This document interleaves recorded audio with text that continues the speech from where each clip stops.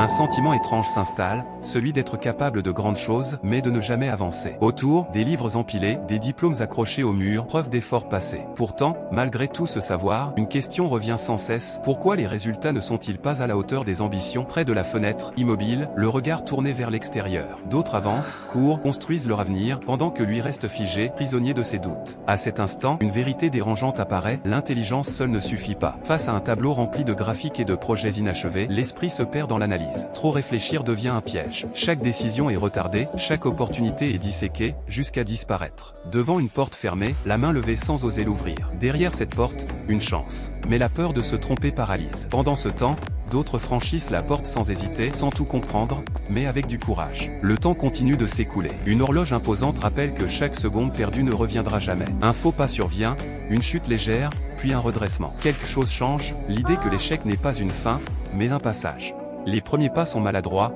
presque enfantins. Mais chaque pas, aussi petit soit-il, prouve une chose essentielle, avancer vaut mieux que réfléchir sans agir. Peu à peu, les peurs prennent moins de place. Les distractions perdent leur pouvoir. Les règles rigides apprises autrefois ne semblent plus être des limites, mais des repères. Un choix apparaît, rester sur un chemin sûr, confortable, prévisible, ou emprunter une voie incertaine, risquée, mais pleine de possibilités. Cette fois, l'hésitation dure moins longtemps. Les jours passent, marqués sur un calendrier. Chaque petite action répétée construit une discipline.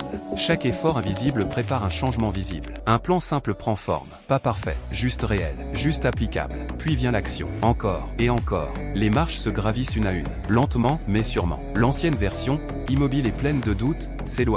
Une nouvelle version apparaît, plus déterminée, plus consciente, plus courageuse. Au bout du chemin, une lumière, un horizon plus clair, une posture plus droite, une confiance qui n'existait pas auparavant. Et là, une vérité devient évidente. Ce ne sont pas les plus intelligents qui réussissent. Ce sont ceux qui acceptent d'agir avant d'être prêts. Les gens brillants échouent souvent parce qu'ils veulent tout comprendre avant de commencer. Les gens ordinaires réussissent parce qu'ils commencent avant de tout comprendre. La leçon de vie est simple, mais brutale. Ce n'est pas ton potentiel qui change ta vie, c'est ton courage d'agir, même imparfaitement. Parce qu'à la fin, ce n'est pas l'intelligence qui fait la différence. C'est la discipline, l'action et la persévérance. Et peut-être que, sans t'en rendre compte, cette histoire te ressemble plus que tu ne l'imagines.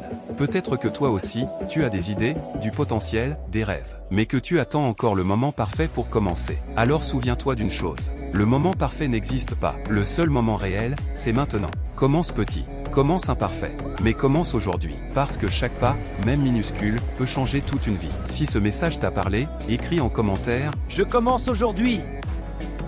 Like cette vidéo pour soutenir ce contenu, et abonne-toi pour ne pas rater les prochaines vidéos qui peuvent transformer ta façon de penser, d'agir et de réussir. Je commence aujourd'hui!